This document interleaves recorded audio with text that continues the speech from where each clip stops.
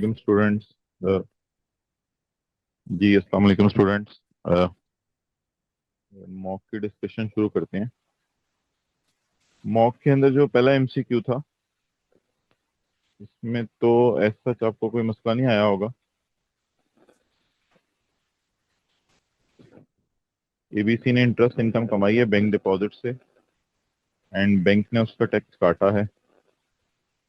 तो what is the treatment? It will be included in as taxable income. It will be दूसरी option, it will be added in as income for rate purposes. It will not be added in as income.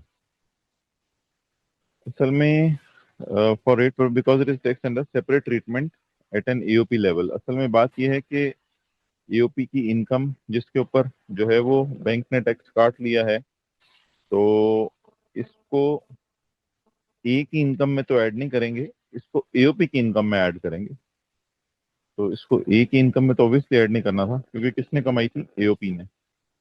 Done. Mister Danish, इसमें भी कोई मसला नहीं था। Point two में। Point three, mister Saad provided the following information during tax year 2026। MCQ number three. Usman four क्यों नहीं नजर आ रहा? ऊपर करो ना, फोर भी आगे नजर आए। MCQ number three, mister Danish, mister Saad provided following information during tax year 2026। Saad ने आपको ये इन्फॉर्मेशन दी है 2026 के बारे में। 9 लाख रिसीव्ड। उस्मान आवाज आ रही है आपको? एमसीक्यू नंबर फोर शेयर करें ना।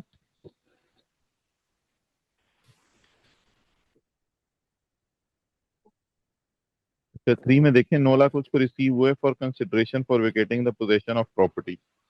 तो 9 लाख, 9 लाख में से 3 लाख आप माइनस कर देंगे, इसको डिवाइड बाय 10 कर देंगे। ज्वेलरी सिस्टर से मिली है, रिलेटिव से मिली है, इसलिए इनकम में नहीं डालेंगे। और माइनिंग कंपनी से, वो जो अदर सोर्स के चैप्टर में लिखा हुआ था दूसरे सफे के ऊपर, माइनिंग कंपनी और उससे जो पैसे मिले हैं, ये तो जो कैश मिले वो भी टैक्सेबल होगा और जो इन काइंड मिला है वो भी टैक्सेबल होगा। MCQ number four, which of the following constitutional statement regarding NFC is incorrect? अच्छा, इसमें देखें ये जो लिखा हुआ था ना, पॉइंट नंबर डी, ये प्रोविंस को जो हिस्सा होगा वो एफसीएफ का पार्ट होगा, तो ये बात नहीं है। ये बात आप देख लीजिएगा, प्रोविंस को जो हिस्सा मिलेगा वो एफसीएफ का पार्ट नहीं बनेगा। अगले पेज पे आए। हमजा लिमिटेड। हाँ, ये भी आसान था, ये तो आप वो इनकी डेफिनेशंस पढ़ेंगे तो वहीं से पता चल जाएगा। Point number six, registered importer sales third. अच्छा, थर्ड शेड्यूल आइटम्स पे आपको पता है फर्दर टैक्स नहीं लगता। तो और दूसरी बात ये कि 18% रिटेल प्राइस पे लगेगा, रिटेल प्राइस पे लगेगा। Point number seven, registered person receiving suspension order on 5 अगस्त। अच्छा, ये याद रखिएगा, सेल्स टैक्स खोल के देखिएगा, सस्पेंशन ऑर्डर के बाद शो कॉज नोटिस 7 दिनों के अंदर आ जाना चाहिए। तो ये 5 अगस्त के बाद 14 अगस्त में आया है, तो इसलिए सस्पेंशन ऑर्डर ही फारिग है, तो फिर आगे ब्लैक लिस्टिंग तो वैसे ही इग्नोर करें ना। Point number eight, resident tax payer earn foreign business income. अच्छा, इसमें ना थोड़ी सी गलती होगी थी एमसीक्यू बनाते हुए। तो इसमें मैंने बताया था कि ये जो ऑप्शन नंबर बी है ना, separate foreign taxes computed for each head, ये वाली ऑप्शन ठीक है, इसकी अगले वाली अंग्रेजी इग्नोर कर दीजिएगा। Point number nine. अच्छा, इसमें यह था कि अगर आपने एक दफा टैक्स क्रेडिट अवेल कर लिया ना, तो अगले 15 साल तक फिर टैक्स क्रेडिट आप अवेल नहीं कर सकते। ये तो आसान था। पॉइंट नंबर टेन, पाक future limited grant share option. तो ये था ना कि जो आपको शेयर ऑप्शन मिल गई हैं, तो सवाल में देखें, एक लाइन में लिखा हुआ था, दूसरी लाइन में देखें, under the scheme shares can not be transferred. तो जब वो ट्रांसफर नहीं हो सकते, तो पॉइंट सी देखें, no salary benefit until he obtains the free right. जब तक फ्री राइट उसको नहीं मिलता। न्यूमेरिकल पे आ जाओ। Question number to.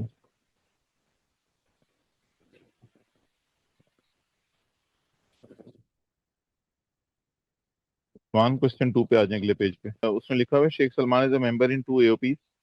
Mister Sheikh, नहीं नहीं, क्वेश्चन टू निकालना है Usman. Mister Sheikh Salman is member in 2 AOPs। Sun Lark, इसको एक्सपेंड करें ना, बड़ा करें। Sun Lark and Venus lens, 2 AOPs हैं। तो मिस्टर शेख सलमान का न्यूमेरिकल अलग था, सन लार्क और वीनस लेंस का न्यूमेरिकल अलग था। Both Hassel and Viran engaged the manufacturing of Balabala. Mr. Sheikh Salman also owns a shop in the name of Mars Lotus. तो वो ये मिस्टर सलमान की इनकम फ्रॉम बिजनेस हो जाएगी।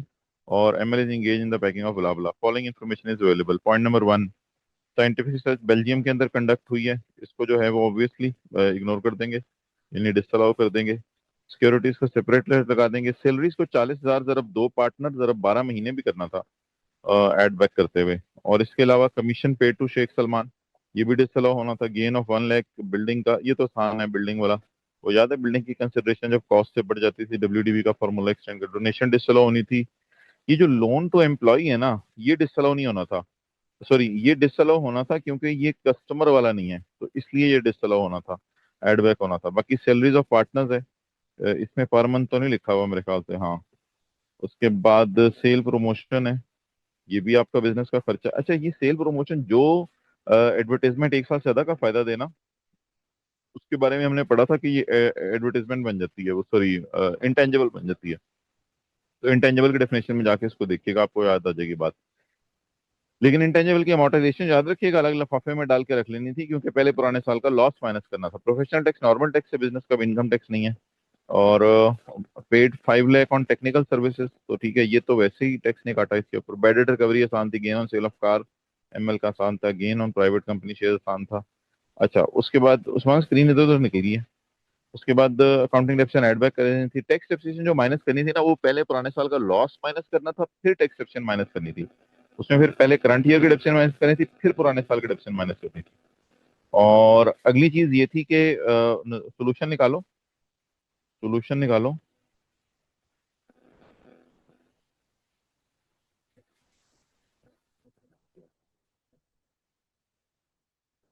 एसी को छोटा करके कंट्रोल पेज डाउन दबा दो अगर अगले सफे पे है तो।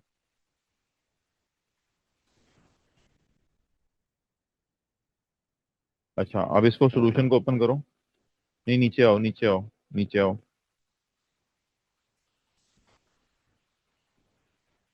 और नीचे आए, और नीचे आए। अच्छा, इधर रुके, ऊपर आए। ये भाई ये देखें, ये जो है ना इनकम 5935 जो आपको नजर आ रही है सबसे पहली वाली एओपी की, ये 5935 पहली वाली एओपी की डिविजिबल इनकम थी, क्योंकि दूसरी वाली एओपी को तो वैसे ही लॉस आ रहा था। अब अगले सफे पे आए, तो ये जो 5935 000 है ना, इसको आपने डिविजिबल इनकम में लेना था और इसको पार्टनर्स के अंदर तकसीम करना था। और पार्टनर की सैलरी कमीशन भी आ रही है वर्किंग सिक्स में। तो बाकी तो बस फिर न्यूमेरिकल के फेस पे चीजें ले जानी थी, ऐसा और तो कुछ नहीं था। फेस पे लाओ कोई चीज है ऐसी दिखाने वाली, हर एक की टैक्स लाइबिलिटी फिर अलग अलग निकाल लेनी थी। पहले सफे पे ले आओ।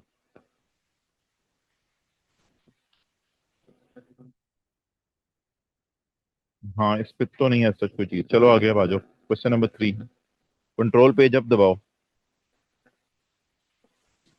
कंट्रोल पेज अप है। ये क्या हुआ? हाँ, क्वेश्चन नंबर 3। जुनेद की सैलरी को आपने 7 महीने से मल्टीप्लाई करना था। बेसिक सैलरी, यूटिलिटीज अलाउंस भी ठीक है, मंथली अलाउंस है। ये भी मेडिकल अलाउंस फ्री। ओ हाँ, पॉइंट नंबर 3 में देखें, फ्री ट्रीटमेंट फॉर हॉस्पिटलाइजेशन भी आ रही है। तो इसको आपने नो एंटाइटलमेंट, इसका मतलब है इसको फिर आपने टैक्सेबल कर देना था, और उसको 10% ऑफ सैलरी तक माफ कर देना था। और इसके बाद जो है वो कंपनी मेंटेन कार है, इसमें कोई मसला नहीं। इंटरेस्ट फ्री लोन को आपने अलग अलग करना था, अलग अलग किया था ना इंटरेस्ट फ्री लोन को।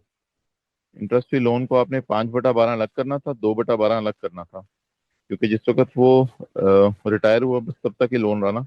और जितना लोन 7 लाख वेव हुआ था उसको भी आपने सैलरी में ऐड कर देना था। उसके बाद उसने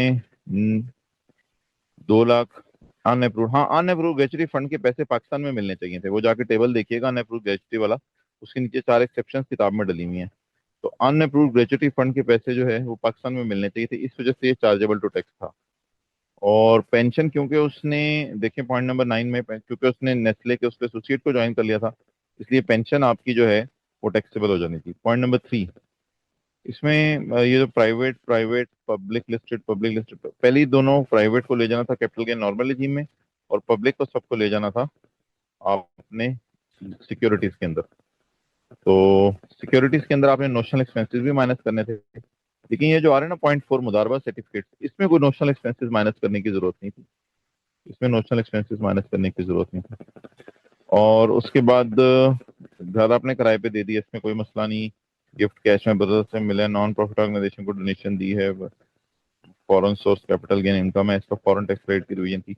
हाँ, स्कूल फीस चिल्ड्रन की आपने इसलिए इग्नोर करनी थी एजुकेशनल एक्सपेंसेस में, बिकॉज प्यारे बच्चों आपको ये बात पता है कि इनकम अगर 15 लाख से कम हो तो फिर इसको इग्नोर किया, उस फिर दी जाती है, तो इसकी इनकम तो 15 लाख से ज्यादा थी। बाकी फिर सिक्योरिटीज के रेट लगाने थे, 12.5 12.5 12.5 ही थे ज्यादा, एक सिक्योरिटीज का साइज 0% था। अच्छा, उसके अगला सवाल निकालो, क्वेश्चन नंबर 4। ये क्वेश्चन नंबर 4 है ना, इसमें एओपी की इनकम 340 थी और पहला साल था, तो आपने पॉइंट 1 में बताना था कि इसने रिटर्न इसलिए जमा करवानी है, उस्मान। अ, अच्छा, क्वेश्चन 4, सॉरी। अच्छा, क्वेश्चन 4 तो हाँ, लेसर और लेसी की किताबों के अंदर वो तो आसान है। इसमें यार पता क्या ध्यान रखना था आपने, लेसर की किताबों में आपने ये कहना था कि ये इसकी इनकम फ्रॉम बिजनेस है, इसके एक नंबर से अलग। फिर ये बताना था कि लेसर डेप्रिसिएशन और इनिशियल अलाउंस माइनस कर सकता है, और एज्यूम किया जाएगा ये एसेट लेसर के बिजनेस में यूज हो रहा है, ये बात भी तो बतानी थी ना। और डेप्रिसिएशन इनिशियल अलाउंस माइनस कर सकता है। अगेंस्ट रेंटल इनकम का लफ्ज भी लिखना था। लेसी के केस में तो आपने ये बताना था कि लेसी इसको खर्चे के तौर पे माइनस करेगा, सेक्शन 28 खोल लीजिएगा, लेसी इसको खर्चे के तौर पे माइनस करेगा, सेक्शन 28 में लिखा हुआ था। ये जहाँ खत्म हो रहे हैं ना, सेक्शन 75 वगैरह शुरू हो रहे हैं, उनसे पहले है कहीं सेक्शन 28। और दूसरा आपने ये बताना था कि लेसी के केस में अल्लाह आपका भला करे कि 25 लाख से अगर ज्यादा की गाड़ी है तो उसके रेंट की बात करनी थी, तो ये जरूर लिख के आना था। उसके बाद वेदर एल्फा एसोसिएट्स पॉइंट 2, अगले सफे पे आओ ना उस्मान, खुल के। Whether Alpha Associates is liable to pay any tax, tax तो उसने पे करना है क्योंकि सेल उसकी 100 मिलियन से ज्यादा है, तो मिनिमम टैक्स पे करेगी। नॉर्मल तरीके से तो उसका लॉस आ रहा है। Tax treatment of share of profit from, अच्छा, whether Alpha is required to file return, तो रिटर्न इसलिए जमा कराएगी कि उसका लॉस है और क्योंकि पहला साल है, इस पॉइंट 1 रह गया, पहला साल है, तो इस वजह से उसने एनटीएन की एप्लीकेशन भी देनी है ना, ये जरूरी था। Tax treatment of share of profit, इसमें लिखा हुआ था restrict your answer to audit aspect of this adjustment, यानी सिर्फ ऑडिट एस्पेक्ट बताना है। ऑडिट एस्पेक्ट पता क्या था कि अगर 300 मिलियन से किसी एओपी की सेल ज्यादा है तो वो अगर अपना ऑडिट करवा लेती है तो उसके मेंबर्स के हाथों में जो इनकम जाएगी वो एग्जेम्प्ट फ्रॉम टैक्स होगी। तो how would your answer differ अगर वो 240 मिलियन है, अगर 240 मिलियन है तो ऑडिट कराने की जरूरत नहीं है, मतलब 300 मिलियन से ज्यादा ऑडिट कराना है, 300 मिलियन से कम है तो ऑडिट कराने की जरूरत नहीं है, मिनिमम टैक्स तो स्टिल पे करेगी, इसलिए वो शायद लिख के आने की जरूरत नहीं थी। How would you answer differ लिखा हुआ था, और ये भी लिख के आने की जरूरत नहीं थी कि रिटर्न उसी तरह जमा करवाएगी, ये लिख के आने की जरूरत नहीं थी, बस ये बताना था ऑडिट वाली बात। How would you answer differ अगर वो 80 मिलियन हो जाती है, अगर 80 मिलियन हो जाती है तो इसमें मेन बात वो ये पूछना चाह रहा था, फिर वो मिनिमम टैक्स नहीं देगी, ऑडिट वाली बात तो ऊपर अब जिक्र होगी, जाहिर बात है, अब ऑडिट की भी जरूरत नहीं है, लेकिन मेन बात यहाँ अब आपने ये लिख के आनी थी। ये भी लिख सकते थे वैसे, हाँ, वैसे लिख सकते थे, मार्कर्स भी इसको एंटरटेन कर दीजिएगा अगर बच्चों ने लिखा हुआ है कि अब आपने ऑडिट भी जमा कर, ऑडिट भी करवाना जरूरी नहीं है, ठीक है, हमने सोल्यूशन में शायद नहीं डाला हुआ, तो अब ऑडिट भी करवाना जरूरी नहीं है और अब मिनिमम टैक्स भी पे करना जरूरी नहीं है, वो मिनिमम टैक्स भी पे करना जरूरी नहीं है क्योंकि सेल 100 मिलियन से कम है। Question 6, Khalda Nasreen business to manufacturing 60-40 and Khalda will share profit 70-30 respectively following interest। अच्छा, सवाल सेल से शुरू करना था। अच्छा भाई, सेल के साथ लिखा हुआ था सेल एक्सक्लूडिंग सेल्स टैक्स, तो सेक्शन 113 कहता था सेल एक्सक्लूडिंग सेल्स टैक्स के ऊपर ही 1.25% लगाना है, इसलिए आपने बड़े फखर से 400 मिलियन पे 1.25% लगाना था। पॉइंट 1 में नीचे लिखा हुआ है all sales are made to sales tax registered person except a sale of 158.6 to Kabir an unregistered person. अब ये एडजस्टमेंट कंफ्यूज करने के लिए थी ताकि आप समझते ये जो कबीर वाली सेल का सेल्स टैक्स है ये 400 वाली सेल में पड़ा हुआ है, हालांकि सेल्स टैक्स कोई भी सेल्स में नहीं पड़ा हुआ क्योंकि सेल के साथ ऊपर ही लिख दिया हुआ एक्सक्लूडिंग सेल्स, इसलिए ये एडजस्टमेंट कंफ्यूज करने के लिए दी थी ताकि आप समझते इस सेल का सेल्स टैक्स 400 में पड़ा हुआ है, हालांकि all sales are made to registered except a sale of इतने। ये ये जो 158.6 की फिगर थी ये थी इंक्लूडिंग सेल्स टैक्स, इसमें सेल्स टैक्स पड़ा हुआ था, लेकिन ऊपर जो 400 की फिगर है उसमें ये 158.6 नहीं पड़ा हुआ, उसमें 158.6 की बजाय नॉर्मल सेल ही पड़ी हुई है, तो इसलिए इसमें कोई परेशानी वाली बात नहीं थी, इसलिए 158.6 धोखा था। 158.6 को वैसे आप डिवाइडेड बाई 120, 122 बल्कि डिवाइड बाई 118 नहीं, डिवाइड बाई 122 मल्टीप्लाइड बाई 100 करते तो इसकी ओरिजिनल सेल भी निकल आती, लेकिन वही ओरिजिनल सेल 400 में पड़ी थी, 158.6 नहीं पड़ा हुआ था, तो 158.6 में सेल्स टैक्स पड़ा हुआ है, लेकिन अल्लाह का शुक्र है ऊपर वाले 400 में नहीं पड़ा हुआ। अच्छा, सैलरी है नसरीन की 5 मिलियन, इसको आपने अच्छा जब सेल से शुरू करते हैं ना तो सिर्फ अलाउड खर्चे माइनस करने होते हैं। तो नसरीन की सैलरी ऑपरेटिंग एक्सपेंसेस में पड़ी, आपने 78 में से माइनस कर देनी थी, क्योंकि ये अलाउड नहीं है। Total minus not allowed. 78 is total, ढूंढे ऊपर 78 नजर आ रहे हैं। तो अगले सफे पे आए उस्मान, सोल्यूशन पे। आप देखें 78 में से मैंने, नहीं अगले सफे पे नहीं, सोल्यूशन 78 में से देखें मैंने 5 माइनस किया हुआ। कंट्रोल पेज डाउन करो ना। 78 में से मैंने -5 किया हुआ है। तो 78 में से -5 करने का ये मतलब है 78 इज टोटल और -5। उस्मान इसको सर्कल कर सकते हो? 78 -5, ऊपर आओ ऊपर आओ ऊपर आओ। ये वर्किंग नंबर 1। 78 -5 को सर्कल करो, कर्सर लेके जाओ इसके पास। 78 -5, वैसे ही कर्सर ले जाओ, नजर आ जाएगा। कर्सर मुझे भी नजर आ रहा है मेरे भाई, कर्सर ही ले जाओ खाली। तो चलो बच्चों को नजर आ गया है। लेस कॉस्ट ऑफ सेल और ऑपरेटिंग एक्सपेंसेस। 78 ढूंढो, 78 पे, हाँ ये 78 पे आप कर्सर ले आए हो। 78 -5 यानी 78 इज टोटल, उसमें से माइनस कर दिया 5। इसी तरह 8 मिलियन का लॉस पड़ा हुआ है, वो भी हमने माइनस कर दिया। अभी यहीं रुके रहो। इंटरेस्ट है 10 का, नीचे देखें, उसमें से इंटरेस्ट आपने पे किए खालिदा का जाती लोन पे करने के लिए, तो वो इंटरेस्ट भी बिजनेस का खर्चा नहीं था। डोनेशन में से सारी डोनेशन माइनस कर देनी थी। कुछ डोनेशन का तो टैक्स क्रेडिट भी नहीं मिलना, और कुछ डोनेशन ऐसी थी जो आपने बाजी सायरा को दी है, इसको तो वैसे इग्नोर करना था, इसका टैक्स क्रेडिट भी नहीं मिलना, लेकिन बाकी डोनेशन को इसलिए माइनस करना था कि वो बिजनेस का खर्चा नहीं है, इसलिए डोनेशन आपने सारी माइनस करनी थी। और अदर इनकम में से आपने, अदर इनकम में क्या पड़ा हुआ है? अदर इनकम में 4 पड़ा हुआ है ना, वो ऊपर टॉप पे न्यूमेरिकल के पड़ा हुआ था। तो अदर इनकम में बस गेन डाल देना था। वापस आ जाओ, कंट्रोल पेज अप करो।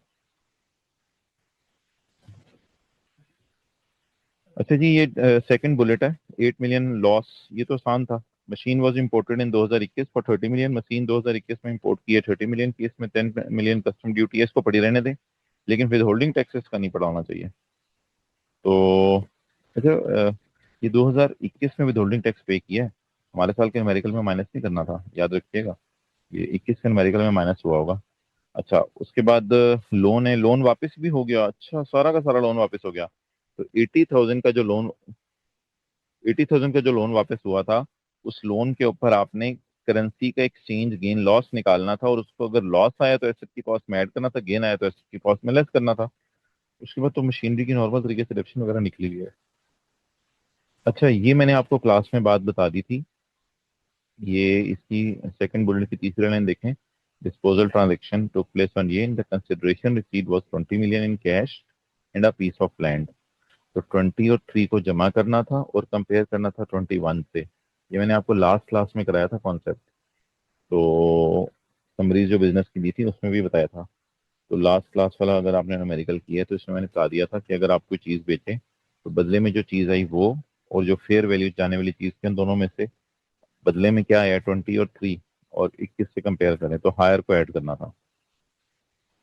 उसके बाद तो एक्सचेंज रेट है। अगले 100 रुपये आ जाओ।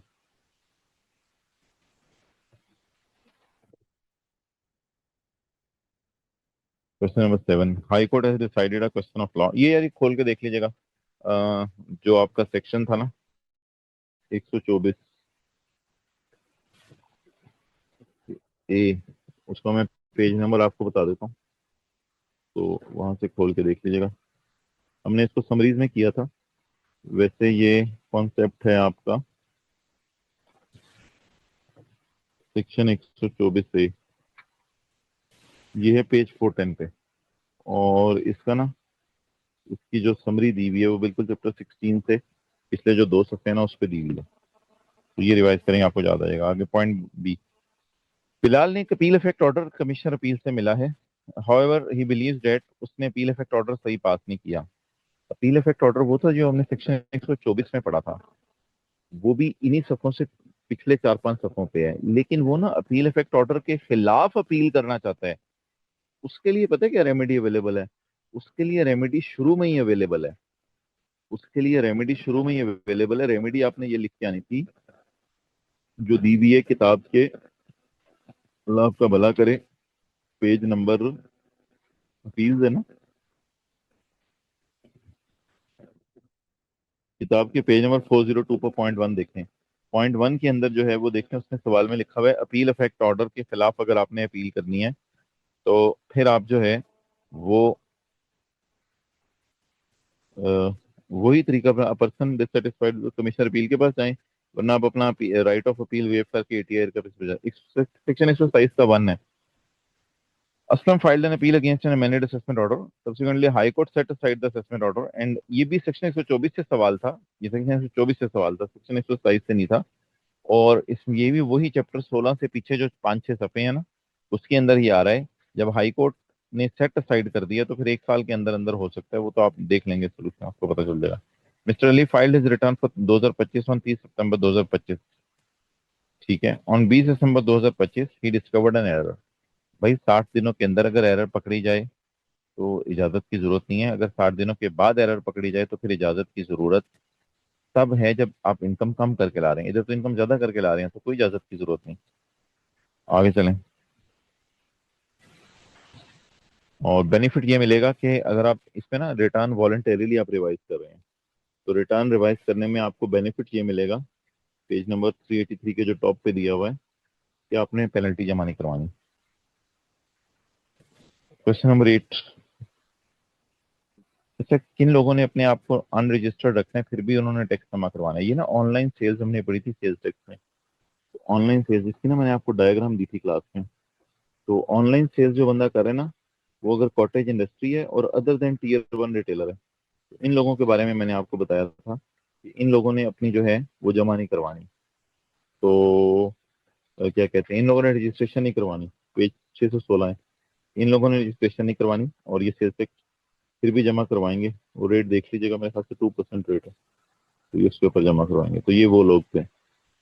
बहरहाल अगर इसके जवाब में किसी ने पेज 591 वाला टैक्स ऑन रिटेलर्स भी लिख दिया कि tax shall be charge on monthly electricity bills from other than Tier 1 retailers, और उन्होंने भी अपने आप को रजिस्टर नहीं कराना होता, तो इसके भी मार्क्स उनको मिल जाएंगे। हमने वैसे ऑनलाइन सेल्स वाला लिखा हुआ है जवाब में, लेकिन ये मार्कर से इसको इंश्योर कर लीजिएगा।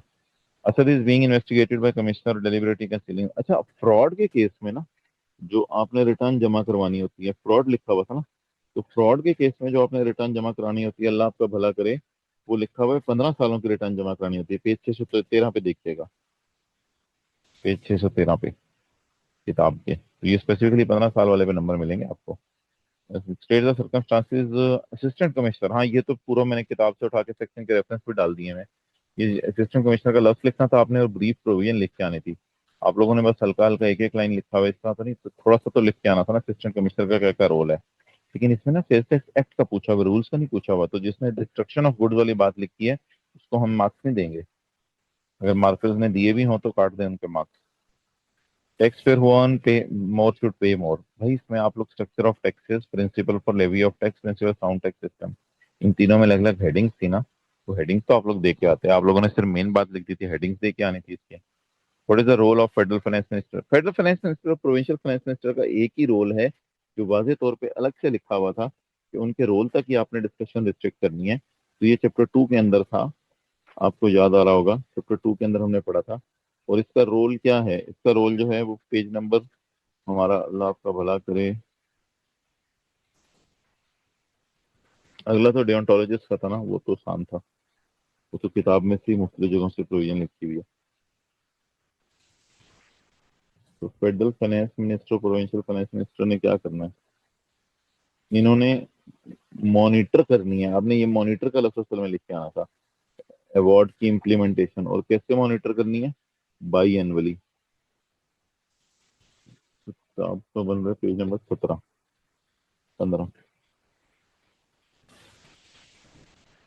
The federal and shall monitor implementation biannually and lay their report before both houses। ये पूरी बातें लिख के नंबर मिलने थे आपको, वरना अधूरे मार्क्स मिलेंगे। ठीक है। क्वेश्चन 10 लास्ट टाइम के मॉक वाला है, इसमें मैं कोशिश करता हूँ फिर वही वाली डिस्कशन आपसे अटैच कर दूँ, तो उस्मान वही वाली डिस्कशन अटैच करवा देना। ठीक है जी, अस्सलाम वालेकुम।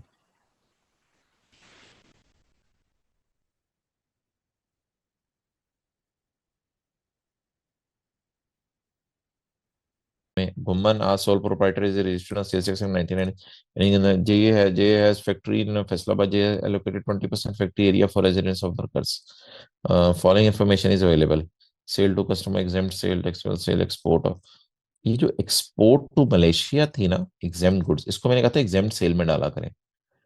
अच्छा इंपोर्ट्स में एक्सक्लूड थी कस्टम ड्यूटी लेकिन हमने वीओएस की डेफिनेशन में पढ़ा था कि कस्टम ड्यूटी डाल के आपने सेल्स टैक्स निकालना है। Additional information sale to register customer include 80 units of products of alpha sold to register customer on 5 February at a price of 500 per unit. तो सेल में पड़े हुए हैं ठीक है कोई मसला नहीं बट आफ्टर 3 डेज एक डिस्प्यूट अराइज हो गया जिसकी वजह से 30% चीजें हमने 12 फरवरी को वापस तो जब 30% चीजें वापस हो गई तो 80 यूनिट्स इंटू 30% इंटू 500 इसको आपने सेल रिटर्न में डाल देना था। इसको आपने सेल रिटर्न में डाल देना था।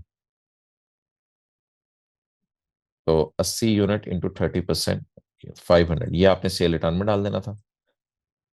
आगे चलें।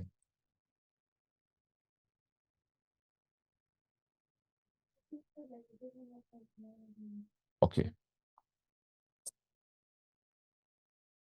सेल आपकी 5,000 है ये टैक्सेबल सेल्स रजिस्टर 5,000 वो आ रही है। अच्छा reduce the price of remaining units by 80 और बाकी की प्राइस रिड्यूस हो गई तो बाकी बचे कितने 80 इंटू 70% वो जो यूनिट्स बचे 80 इंटू 70% यूनिट्स इंटू 80 कर देना था डायरेक्ट प्राइस रिड्यूस ये प्राइस रिडक्शन की एडजस्टमेंट आ गई।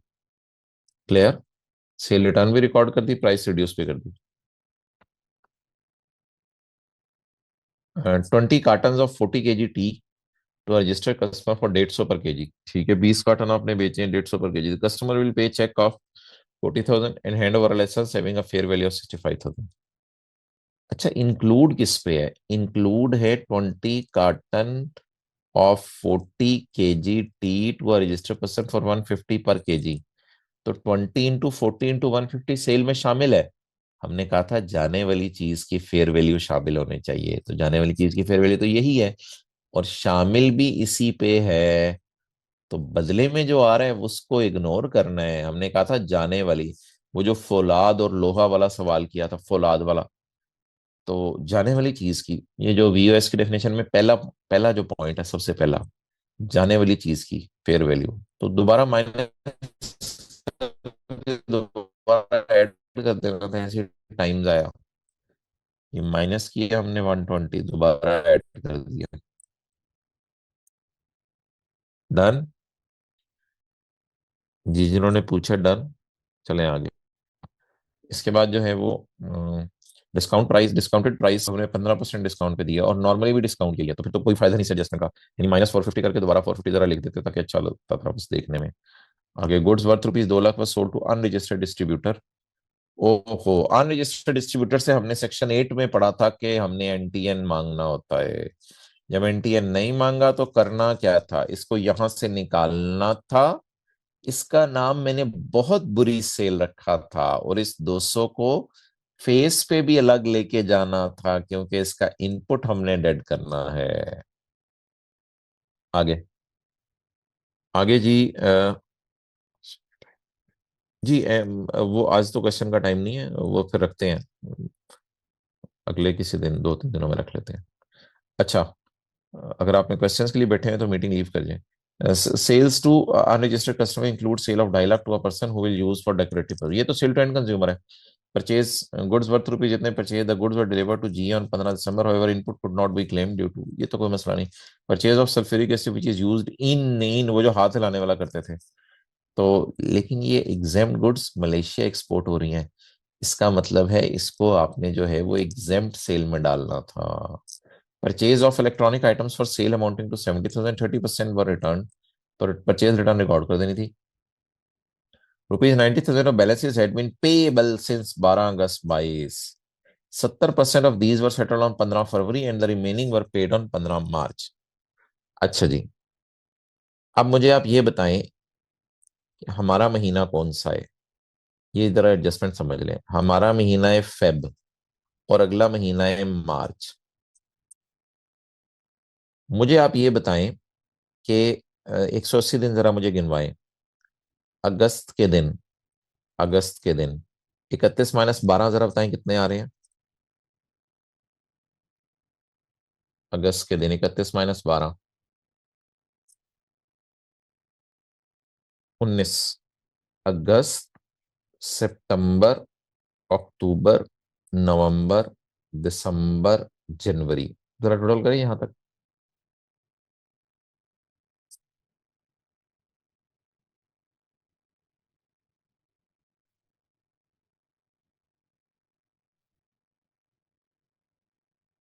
172। इसमें फिर 8 डेज और डालें। 8 फरवरी, 8 फरवरी को 180 दिन पूरे हो गए भाई। अब आप चाहे 90,000 का 70% यहां पे करें और 90,000 का 30% यहां पे करें, हमें इससे कोई कंसर्न नहीं है। जिस महीने आप मुजरिम साबित हो गए उसी महीने 90,000 को वर्किंग वन में लेस कर देना है। Got it? ये समझ आ गया था? असल में अब फर्क नहीं पड़ता ना। अच्छा, अगर सवाल में लिखा होता थोड़ी सी पेमेंट 15 फरवरी को की है, थोड़ी सी 18 फरवरी को की है, थोड़ी सी पेमेंट 15 फरवरी को कर दी, थोड़ी सी 18 को कर दी, भाई इससे कोई फर्क नहीं पड़ता कि पेमेंट इस दिन करें या इस दिन करें। 180वां दिन कब पूरा हुआ है? 180वां दिन पूरा हुआ है फरवरी में। तो इसलिए जब 180वां दिन फरवरी में पूरा हुआ है तो फिर 180वें दिन की बेस पे डेड हो जाना था। आगे चलें। एक डेबिट नोट इशू किया सप्लायर ने, जिससे हमने परचेज की थी 8 लाख रुपए की। एक डेबिट नोट इशू किया सप्लायर ने, जिससे हमने परचेज की थी 8 लाख रुपए की। अच्छा, अब जो है वो परचेज अगर अपने 8 लाख रुपए की है, उसने डेबिट नोट इशू किया है, तो ठीक है, इसको सिनेरियो में देख लेंगे। आसान है ना। Machine acquired for, machine is use for only exempt sale and local sale as well as local sale, export के लिए यूज नहीं हो रही। अच्छा जी। और सेल्स टैक्स है बिजली। बिजली देखें फैक्ट्री में, इलेक्ट्रिसिटी तो फैक्ट्री, और फैक्ट्री के अंदर ही हमने मुलाजमीन को घर भी दिए हुए हैं। इस वजह से इसका 80% सिर्फ अलाउ करना था। ये एक थोड़ा सा टेक्निकल सा था।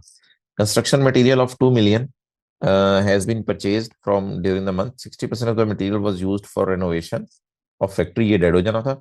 And the remaining was sold। अच्छा, इसकी परचेज भी कहीं रिकॉर्ड नहीं हुई।